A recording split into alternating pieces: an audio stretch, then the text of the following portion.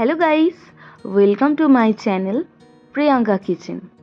তো আজকে আমি আবার একটা রেসিপি নিয়ে আপনাদের সামনে চলে এসেছি। তো আজকে আমি কী রেসিপি নিয়ে এসেছি? সম্পূর্ণ নিরামিষ সোয়াবিনের মুইঠা।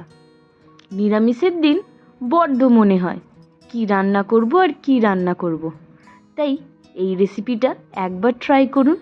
খুবই সহজ পদ্ধতিতে বানানো আর খুবই কম উপকরণ। সয়াবিন হলেই চলবে। সম্পূর্ণ রান্নাটা সয়াবিনের ওপরে, কিন্তু একটু অন্য ধরনের। তো চলো ভিডিওটা শুরু করা যাক। সম্পূর্ণ ভিডিওটা দেখার অনুরোধ থাকলো, স্কিপ না করে। তো চলো, এখানে আমি সয়াবিনগুলোকে ভালো মতো সেদ্ধ করে নেব, একদম ফুটিয়ে। ব্যাস, এখানে সয়াবিনগুলোকে একটু হাতে করে ম্যাশ করে নিয়েছিলাম। এবার গ্রাইন্ডারে গ্রাইন্ড করে নেব, ভালো করে একটা স্মুথ পেস্ট বানিয়ে নেব সয়াবিনের। তো দেখো কতটা স্মুথ হয়েছে, একদম ব্লেন্ড হয়ে গেছে সয়াবিনটা।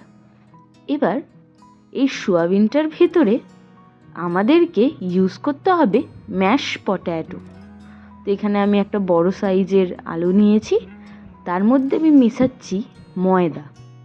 আপনাদেরকে ময়দাটা মেশাতেই হবে, তবে আপনি যে কোনো আকৃতি দিলে আকৃতিটা চলে আসবে। ময়দাটা আসলে দেওয়া হয় টাইট করার জন্য ব্যাটারটা, নাহলে বড্ড নরম হয়ে যায়। এবার এর মধ্যে সমস্ত গুঁড়ো মশলা আপনাদেরকে ইউজ করতে হবে। জিরে গুঁড়ো, ধনে গুঁড়ো, হলুদ গুঁড়ো, লঙ্কা গুঁড়ো, সামান্য পরিমাণ চিনি আর স্বাদ মতো লবণ দিয়ে ভালো করে মেখে নিতে হবে, একটা ডো টাইপের। এখানে মাখার পদ্ধতিটা ভালো করে মাখতে হবে, যাতে প্রত্যেকটা বাইটে সবকটা মশলার একটা ফ্লেভার পাওয়া যায়। দেখো কত সুন্দর করে আমি এখানে ম্যাশ করে নিয়েছি। এবার মনের মতো আকৃতি দিয়ে দেবো। মুইঠা অ্যাকচুয়ালি এই আকৃতিরই হয়, বাট তোমাদের যেমনি ইচ্ছা তোমরা আকৃতি দিতে পারো। তো দেখো আমি এখানে সাজিয়ে নিয়েছি, আমার কতগুলো হয়েছে। ব্যাস, এইটা ছাঁকা তেলে ভাজার থেকে আমার মনে হয় চাটুতে ভাজলে তেলটা কম লাগে আর সুন্দরভাবে হয়, একদম লেগে যায় না। ছাঁকা তেলে ভাজলে একটা ভয় থাকে যে কড়ার সাথে লেগে যাবে, কিন্তু চাটুতে ভাজলে দেখো কি সুন্দর, একদম লাগছে না আর গোল্ডেন ব্রাউন কালারের হচ্ছে। আমি ভালো করে এপিট ওপিট করে গোল্ডেন ব্রাউন করে ভেজে নিয়েছি।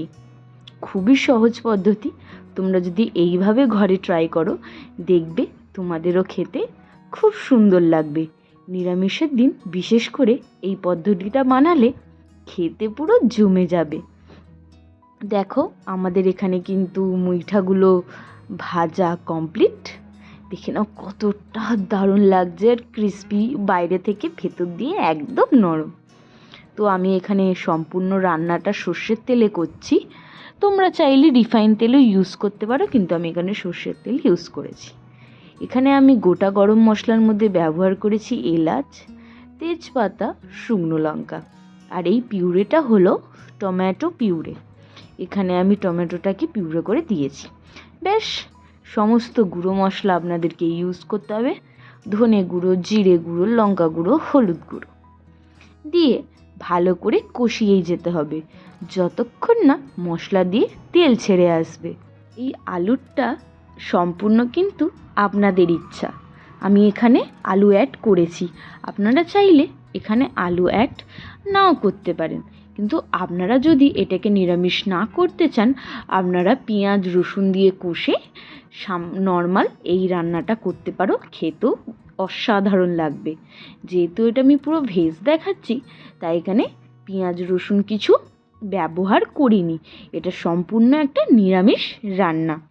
ব্যাস, জলটা যখন ফুটে এসেছে আমি এখানে সয়াবিনের কাটলেটের মতো মুইঠাগুলো এক একটা করে জলে দিয়ে দিচ্ছি। এইরকমভাবে কিন্তু আপনারা কাটলেটও বানাতে পারেন সয়াবিনের, খেতেও কিন্তু দুর্দান্ত লাগবে। বেশ, নামানোর আগে একটু কাসুরি মেথি, যেটা টেস্টটাকে আরও বাড়ায়, আর সামান্য পরিমাণ ঘি খেতে তো দুর্দান্ত লাগে।